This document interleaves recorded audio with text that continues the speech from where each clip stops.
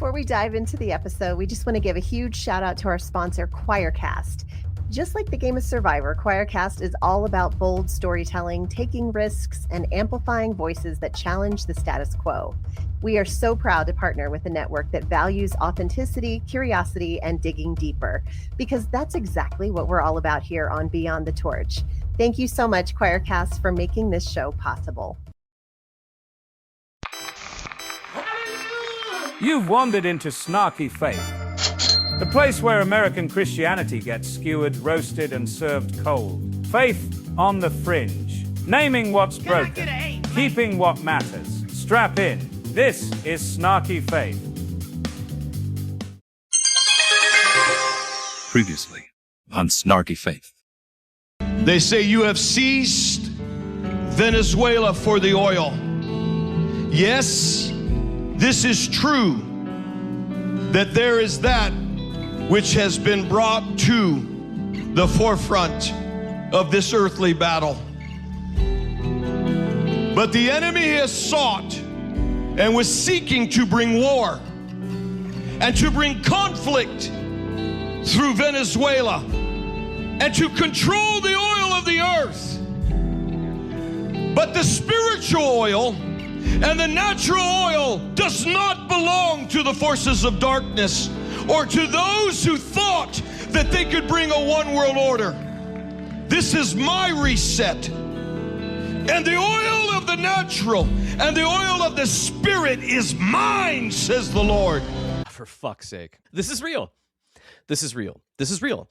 We're living in a world where somehow this makes sense. We're in the dumbest timeline. Yep. Welcome back to Snarky Faith. I'm your host, Stuart Deloney. Let's talk about what's going on right now. Let's be honest about this, because 2025 wrecked a lot of us mentally. Yep, mental health in the shitter. And we're barely into 2026, and the world is already speed running towards the collapse. Geopolitical insanity is happening. Yeah, Venezuela, like that even makes sense. Yeah, we're watching state violence on camera, officials telling us not to believe what our own eyes see. This is insane. This is insane. And the moral whiplash is so consistent, it starts to feel normal. It's just like a beat. We're always outraged. We're always outraged. We're always outraged. And America isn't heading towards something. We're already in it. And here's the problem.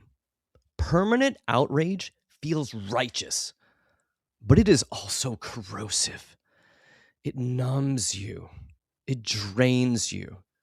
It turns your nervous system into a raw wire, and a raw wire cannot think clearly, love well, or even resist effectively. I've been feeling so afraid, and this year is already off to a shitty start. And things aren't just messy right now. They're unstable in a very specific way. We're being trained to live with contradiction, to accept non-logic, to swallow obvious lies without interrogating them. See, that's not persuasion, that is conditioning. And when reality stays incoherent long enough, people stop asking what's true, and they start asking what is safe. And that is a shift that should scare us. Not because it's loud, but because it's quiet. So here's the permission you didn't know that you needed. Engage, but don't drown. Pay attention, but don't let the algorithm dictate your soul. Log off sometimes. Go for a walk. Touch a tree. Breathe air that hasn't been optimized. Do something stubbornly and stupidly human. Because this isn't apathy. It's maintenance. You can't resist a system that wants you exhausted if you're already empty. If this moment feels wrong, if it feels off in your gut, that is not weakness. That is clarity. Trust that instinct. Protect it. We need people who can still think, still feel, still notice when something is deeply broken. Staying human right now isn't escapism. It's an act of defiance. And that's actually why today's conversation matters on the show. Because when the world feels unstable and your inner world is already wrecked, you don't need more certainty shouted at you. You need a language for what happened to you, a permission to heal. And my guest today, Michael Camp, has spent years naming what so many people feel but don't have words for. The way that high control religion doesn't just mess with your theology, it messes with your nervous system. Again, been there, done that. His book, Faith Funk, walks straight into the overlap between faith, depression, spiritual abuse, and recovery. And it does it without pretending the damage was small or accidental. This isn't about losing faith for the sake of losing it. It's about dismantling beliefs that trained people to hate themselves, distrust their bodies, submit to authority, and call that love. If you've ever felt like a church didn't just fail you, but actively harmed you, and you're trying to figure out how to stay human on the other side of all of this, well, this conversation is for you. So let's get into it.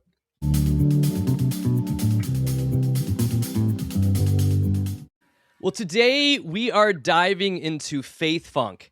This is Michael Camp's definitive retrospective on the Afrocentric musical influences that shaped the Jesus movement of the 1970s. It's a story of tambourines, questionable mustaches, and a theological backbeat that no one saw coming. Welcome, Michael. Welcome to this. Thank you, Stuart. It's great to be here. Okay, so yes, Michael, I saw a little deer in the headlights for a couple of seconds, but no. Michael Camp joining me is a former pastor and missionary. He's author of Breaking Bad Faith and host of Spiritual Brewpub podcast. And he's here again to talk about his new book, Faith Funk, which is not a retrospective of the Afrocentric musical influences that shaped the Jesus movement. But no, this is, it's a grounded, trauma-aware guide for people trying to make sense of what evangelicalism did to their nervous systems. So right. That's welcome, a good way Michael, to put it. welcome. Right, thank you so much. Yeah, at first I was like, what's he talking about? Well, I did say something about the Jesus movement music, so maybe that's what he's talking about. Didn't mean to. No. I didn't mean to throw you on any kind of bus. Just having some fun here as we start things off. So this new book, Michael, it's good to have you back. This book is a lot about mental health. It's a lot about your journey, and it's also a lot about deconstruction. Right. In all of this process. So what led you to start writing this book? Like, why this book? Why now? Well, I'd written several books about deconstruction. I really have one that's about my deconstruction, another one that's about my reconstruction, and then my last book was really exposing violence in popular theology. And this one was really wanting to hone in on how to help people, let's say, having healing after deconstruction, because there's a lot of people that struggle. The deconstruction process is very difficult. It can be very rewarding too, but sometimes those rewards don't come right away. And many times people have, let's say, they have imprints on them of harm that they haven't dealt with, they haven't addressed. They've just like swapped out the theology maybe. Okay, that's bad theology. I did some research. Now I believe this differently. But there might be still anxiety, depression, imprints of trauma on people. And so that's what I'm dealing with in the book.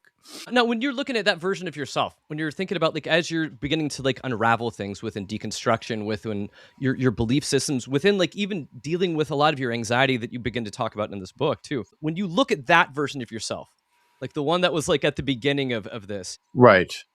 What do you wish someone would have told you back at that point?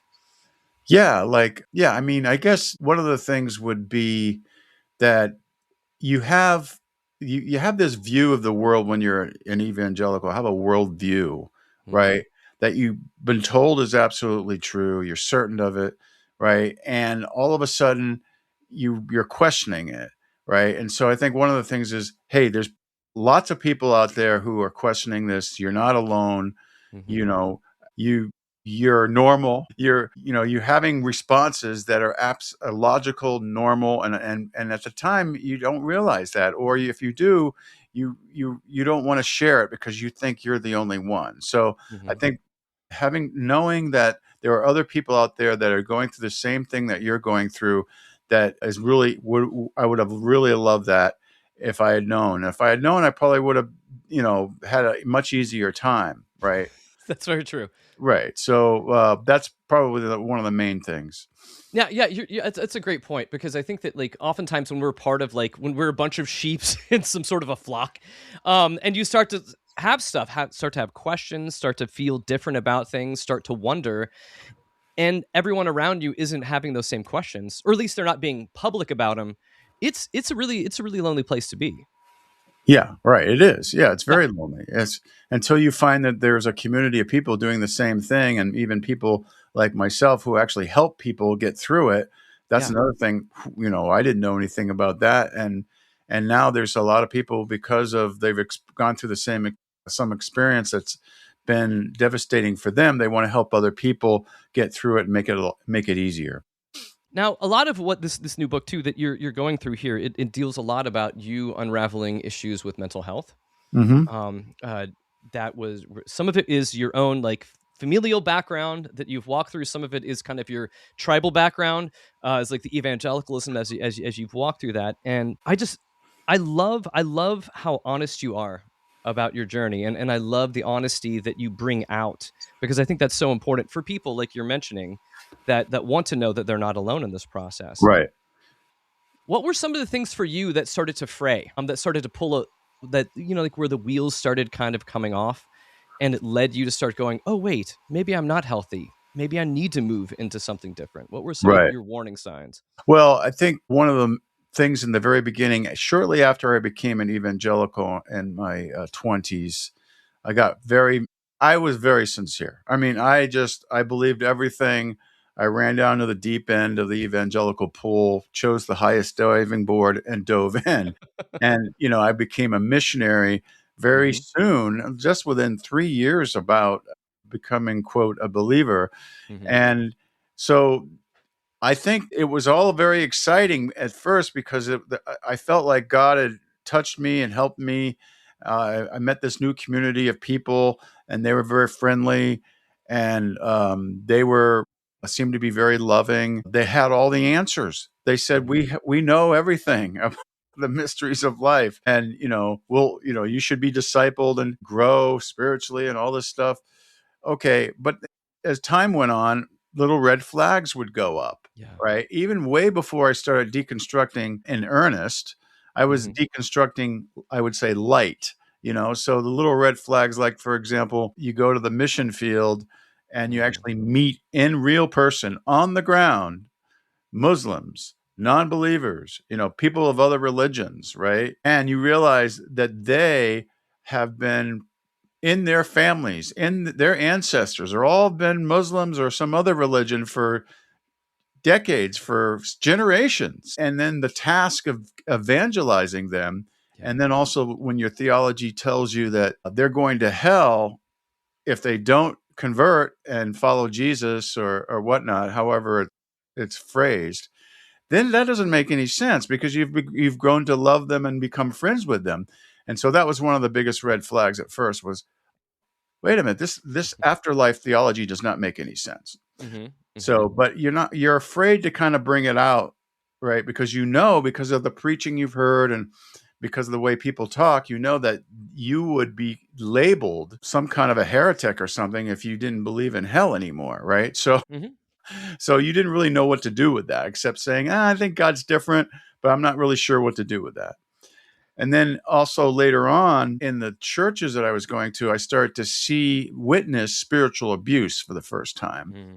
And I saw it in one of the churches I attended before I first went to Africa, and that really impacted me. But of course, evangelicals, we have a way of just saying, "Oh, okay, well that's a one-off. That's just a church that had an abusive pastor, they would call themselves apostles in that church group." It's always more problematic Exactly. when they have, like, lofty titles that Right, go right, beyond. right, Yeah, right. yeah. They were in the apostle That's a movement. red flag in itself. Yeah, they were. They actually became, the New Apostolic Reformation, Hmm. if you know that term. So, anyways, yeah. Then you realize these people. This is an abusive practice, but you think, oh, Hmm. that's not all of evangelicalism. Those are just you know other people that are just got a wacky theology or wacky position on this. But then later on, I got spiritually abused I was starting to feel it myself. And that's really when I went into clinical depression, and I just didn't know what to do, because it seemed like very few people were empathizing with what I was going through. And the people who did empathize, some people saw it, and other people would just say, no, you're just imagining things, or you're not really, yeah, you're not really being honoring God or obeying God or whatever. So something like that. So Mhm. you're labeled as rebellious or something like that, right? And when you're really just recognizing that you're being spiritually abused and manipulated.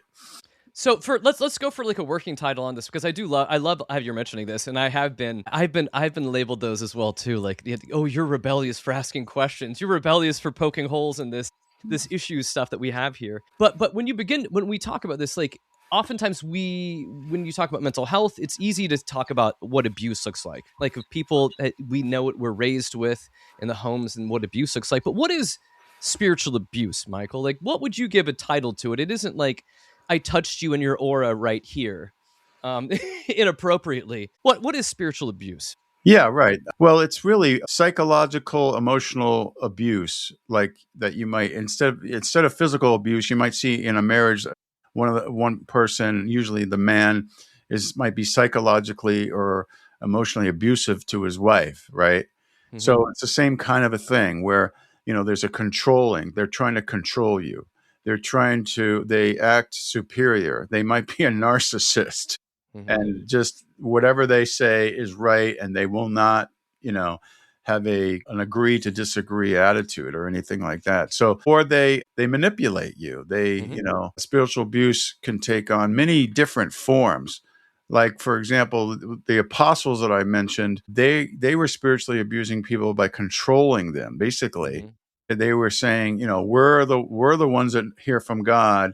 You don't have to worry about X, Y, and Z, sounding like they're being nice, but that the people they were abusing were interpreting that as they are controlling us. We're supposed to be missionaries, and they're controlling us, and they're not even listening to what we're saying. They don't really care what we say. And in my case, when I was spiritually abused the very first time, someone was basically a narcissistic personality that was a control freak, Mm-hmm. and was constantly condescending, gaslighting, psychologically abusive, and, treating me like we were, equals, co-equals in a relationship, right? Mm-hmm. And so everything had to be his way or the highway, right? And so it's just kind of a strong-willed, controlling nature or experience that I went through.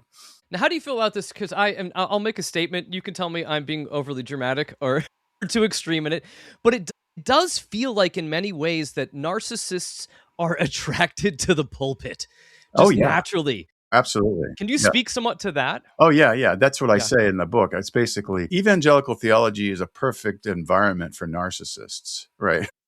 Mm-hmm. Right. The more fundamentalists, and especially if if the churches are getting into hierarchy and, Yeah. like the pastors, the ones over the pastors, the apostles or the prophets or whatever, they're closer to God, and they have a more of a monopoly on what's right and wrong.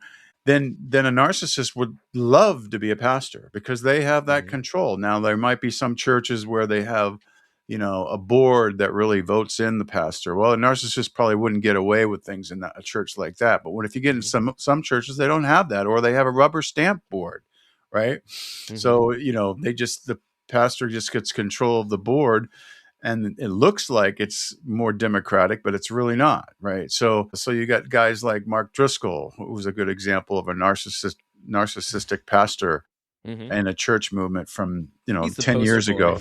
What's that? He's the poster boy. He is the poster boy. Yeah, He is, definitely the poster, but the bully pastor, right? Yeah. So, yeah, I don't. It's just, it attracts it, and it's very unhealthy, and it's amazing how many, when you see a church split or church problems and conflicts, you look carefully, and you say, "Yep, that guy's a narcissist, or that person's a narcissist," right?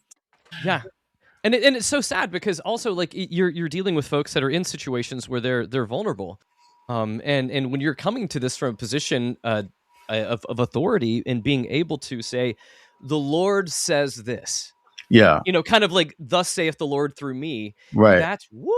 That gets into really dangerous territory. Oh, absolutely. People aren't free to think for themselves. Yep. Right. It's like, well, if you think differently than our statement of faith or Mm-hmm. what the pastor or the apostles are saying, then there must be something wrong with you. Right. So you get into that territory and there's no freedom. It's just like either get on the bus or get off or get run over by the bus, as some people would say. When it comes to apostles, I've also noticed, and I don't think this works in all situations, but I've noticed that they don't have much of a sense of humor usually. And in that, to where, yes, I remember, like, if I run into folks that are apostles, I ran into one that his title was visionary apostle. Oh, okay. And right. I asked him, and I was like, "Oh, so how do you attain visionary status on this as well?" And I think he may have picked up on my sarcasm and did not much like answering the question. But That's some of true. it is, they're true. just such profound assholes to even give themselves Yeah. such glorious titles. Yeah. It just blows my mind. Yeah. They can't take a joke oftentimes. That's right. Oh gosh. But you spend a lot of time in this book, which I really do appreciate, because I've experienced this in my own life as I've walked through deconstruction, as I've gone through therapy, continue to go through therapy as well. You talk a lot about anxiety, panic, and depression, and I like how you I feel like you're teasing out this idea that like faith isn't that, like, having those isn't about failure in your faith. It's pointing out accurately that this is a nervous system response. Yeah, right. Between this, because oftentimes I think we can get told it's like we can overly spiritualize what's happening in our bodies. Right. So can you speak more to that? Yeah, I mean, that's what the church does. It spiritualizes things like depression, anxiety, any mental health problems. Pray more, read the Bible more, get into the church community. Do you have any unconfessed sin? Yep. Oh, okay. You still have it. Well, maybe it's you need exorcism. Maybe you're being influenced by demonic forces or whatever. So there's always spiritualized, and you never really get to the root of it. I think that's a big problem. I mean, people. For me, in the book, I have my own experiences with all of these things. Okay, I got clinically depressed. I had anxiety. I had panic attacks. I was prayed over for exorcism. I was, dealt with all these things, and I weave it into the book. So when you read the story, you're hearing what I went through, and then we'll deal with, okay, this chapter is on anxiety and how I dealt with it and how you can deal with it and how you can get help, etc. So I kind of try to do it like that in a way so it weaves in and integrates the story as well as the practical tools that you can use to overcome these things. So I was dealing with anxiety and depression and, realizing that the church's solution to these things were not working. The spiritual solutions were not working. Okay. Trying everything. And eventually, ironically, I think it was even God that helped me find a solution, but it wasn't God in the church. It was God outside the church, if you want to put it that way. Absolutely. So I found this thing called cognitive behavioral therapy, and it's a secular solution to depression. And I picked up a book on it. I started reading it. I thought, man, this is amazing. This looks like this could really help. And then in my therapy that I was going to at the time, I was seeing Christian therapists that weren't necessarily against cognitive therapy, but they really weren't prescribing that. So they said, if you want to read that book, fine, but I was really doing it on my own. They weren't really guiding me through cognitive therapy. Right. So that's, a good example. Secular or scientific or psychological solutions that have been tested and work are good. Right. And we shouldn't reject them just because they're not, Christianized or whatever. So that was one of the big lessons that I learned. Yeah, and like one thing that I've had to learn, and I preach very often, is that most pastors are ill-equipped for being a counselor, even though they try to act as a counselor or a therapist. I mean, you only get so many types of classes in seminary, depending even if you got any at whatever seminary. But the idea that they feel like that they can do this, and they're so sorely unqualified to do that. Yeah, no, yeah, right. Yeah. So if you got on one end of the fundamentalist spectrum, they would say, you shouldn't go to a psychologist at all, even if he was a Christian or he or she. And that would be like the real extreme. Oh, Mhm. only come to the pastor, right? Well, the pastor's not even trained in this. What the heck, Yeah. It's crazy. And then you have people who do go to a Christian psychologist, and that Christian psychologist has, if it's an evangelical Christian, will have evangelical theology that kind of guides them and is their foundation. And oftentimes, that evangelical theology is really a harmful theology that's not really helping people heal. And so I had to go outside that whole world before I really found healing. Well, it's really difficult when like one of like your core tenets of your base theology is you're born as a piece of shit.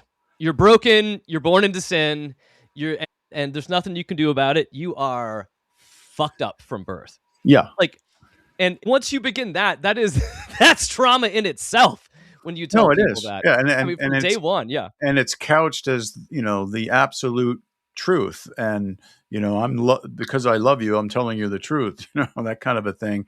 Mm-hmm. And yeah, it's crazy. You deserve punishment. And not only punishment, you deserve eternal damnation because you are a depraved person born that way. Mm-hmm. Right. And because of Adam's sin and all this stuff that they couch it in. But it's a very harmful belief that people will carry. And even after they've deconstructed, sometimes they'll carry that and they won't be trusting themselves because, on the back of your head, all these people are going, don't lean on your own understanding, and Our ways aren't God's ways. You don't know what's going to God's happen. ways are different. Yeah. Whatever you feel or whatever you think can't be right unless it lines up with the Bible, right? And it lines up with our view. Absolutely. Of the Bible. I feel like that's been some of like, and that's what I was resonating with going through this book of just remembering in my story and remembering, in the trauma that all of the cocktail of trauma that brought me to the place of depression and anxiety and all of this kind of stuff. Some of it was the church. Some of it was my family as well too. And it's this weird blend of things. And we as humans need to realize that there are answers towards healing. And we need to be able to step into those types of answers and look for things that are actually helpful. And that's all that you're talking about in here. You're giving people advice about what to do when they are stuck in these different types of faith funks. I can imagine someone being terrified of losing their faith because of issues of theology and mental health and other things like that. But when people feel like something is breaking inside them, that they're struggling with something, what is the first piece of like solid ground or bit of advice that you would offer them? Yeah, that's a good question. I think one of the things is to get them to realize that they probably have a fear-based faith, right? Yeah. They've been taught to, like, salvation is really, when you look at it carefully, it boils down to punishment avoidance. Mm-hmm. You're avoiding God's punishment, wrath over your sin, possibility of going to hell, probability of going to hell if you don't become a Christian, right? And if you get people to realize that way of looking at God is so fear-based, it's just holds them back. Mm-hmm. So if they can get over that, at least they can focus on, okay, if I still believe in God, what kind of God do I believe in? What is God like?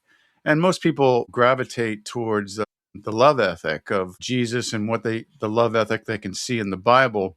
Mm-hmm. And so that would be like a really good grounding for people, is to understand that, okay, if there is a God and he or she is a good God, right? Then what is this God like, right? Mm-hmm. Well, you might say that God then would be like the most loving parent ever, a good parent or a good friend who cares about you, has compassion, etc.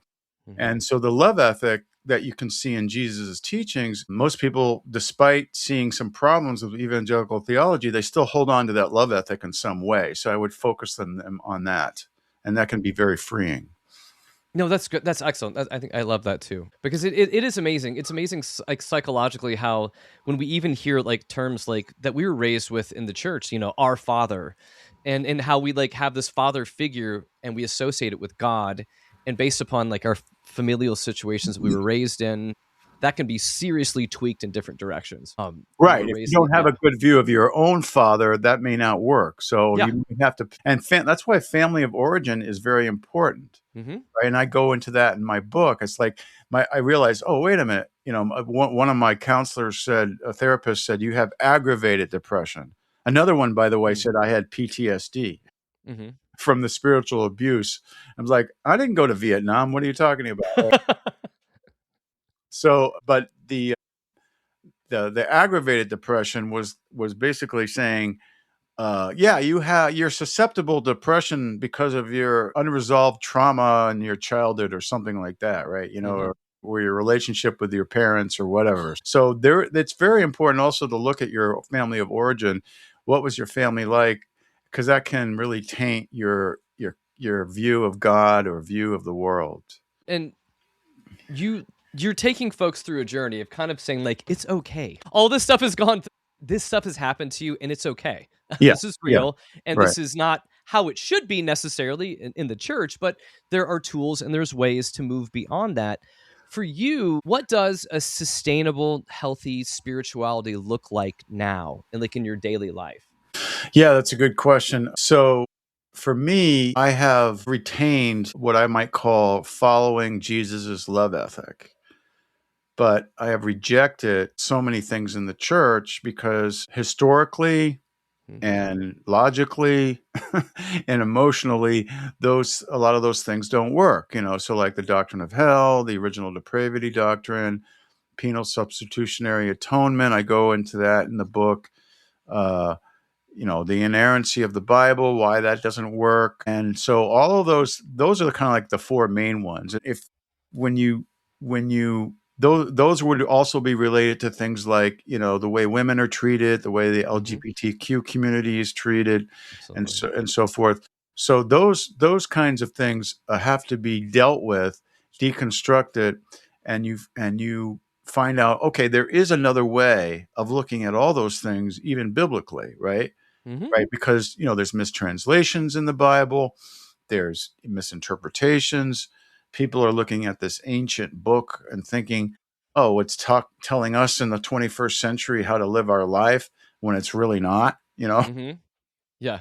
It's telling some people, so there might be some things, there are some things relevant to us, but that doesn't mean everything that you read is relevant to us. So it's just, people are trying to use it that way. When you get out of that mindset, I think that really helps people be set free from that way of looking at the world and the way of looking at the Bible, etc., and the way God works. So that would be a good foundation. I love that, because I want you to speak a little more, because I feel like this is part of your journey too, and it also sounds like what you're saying is there's an evolution into how you hold the Bible, like moving forward. It's where it doesn't mean you throw it away necessarily, but there's an evolution in how tightly you grip to it, or how much you're holding to it, or speak more to that.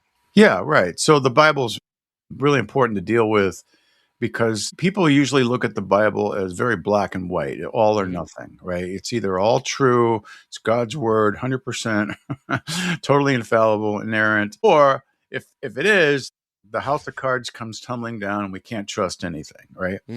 Well, it's a very illogical way, and it's actually an unbiblical way to look at the Bible, because the Bible actually critiques itself. I mean, you can find very clearly, even the prophets were critiquing the sacrificial system, saying, no, don't, you guys are hung up on these sacrifices. I don't want sacrifice. I want mercy, right? Just walk humbly with your God and just love justice and love mercy. That's what's important, said Micah and Hosea, right? And other prophets had critiques on on parts of the Torah and other writings. And then in the New Testament, of course, Jesus was critiquing parts of the Torah when you look at it and get honest with the text. So I think you have to get out of that mindset of all or nothing and realize this at its root, this is a human book, but many people think, the way I put it, is it's got some of God's fingerprints on it. Yeah. So we've got to find out where are those fingerprints if we believe in God, or we're touched or we resonate with things in the Bible. Well, where are those fingerprints? And then that's fine. We could focus on those, and we can actually help us to expose other things in the Bible that really are quite ugly, right? Yeah. And that's the thing that people aren't willing to do because they try to harmonize everything, right? Mhm. Just read the book of Joshua and you tell me if that's a beautiful thing or not. I mean, Yeah. it's not. That's the Canaanite conquest when God tells the Israelites to kill every man, woman, child, and leave no survivors, including non-combatants, elders, women, children, and even the unborn. This God is not even pro-life, right? So it's just crazy, the contradictions when you give yourself permission to think about it that way. And that's what the church will not give you permission to do that. Yeah. Right. And then you can come up, you asked me the question, what's my spirituality now? Mhm. Well, it doesn't it doesn't really matter what mine is. It matters what yours is, what the person who's struggling with this, what they create themselves based on now this new view of the Bible and what matters most in life, and Jesus, maybe Jesus without the evangelical theology. What do you make of Jesus now? And then decide where your spirituality is going to land. Mhm. If God is a God of love, he's not going to condemn you because you don't have everything exactly right. As a matter of fact, not even evangelicals believe exactly the same thing. Mhm. There's tons of differences. So why are we surprised if people have different opinions on Christianity and spirituality? But it's funny that we will fight to say that, but I have the right one out of all of Exactly. them. That it is I that has this. But I figured it out. Yeah. Yeah. No one else in 2,000 plus years has figured it out, but Right. George, or Right. whoever this is. Exactly. Right. Yeah. Right. Well, Michael, thank you so much for your time today. The book is Faith Funk: How to Break Free from Toxic Religion and Reboot a Healthy Spirituality. It is available now on Amazon. It's available on Amazon, right? So, Michael, if people are wanting to follow you, stalk you, ask you questions, how do they do this? Well, the best thing to do is to go to my newer website, faithtransitions.com. Mm-hmm. And I would love it if you put that in the show notes. And people can find my non-religious spiritual direction practice, where I'm a spiritual coach. Okay. And you can see what that's all about. And if it might help people, there's a way to get in contact with me there and connect. So faithtransitions.com. Yeah. So that's the new website. So the old one was OnlyFans. Can people still find you on there where you do provocative theological the old one poses? is spiritualbrewpub.com. Oh, that too. Spiritualbrewpub.com. Yeah. The pod as well too. Spiritualbrewpub.com is the other one. Yep. Nice. Yep. Okay. Right. Well, Michael, thank you so much for being here. And the book is fantastic and everyone should check it out.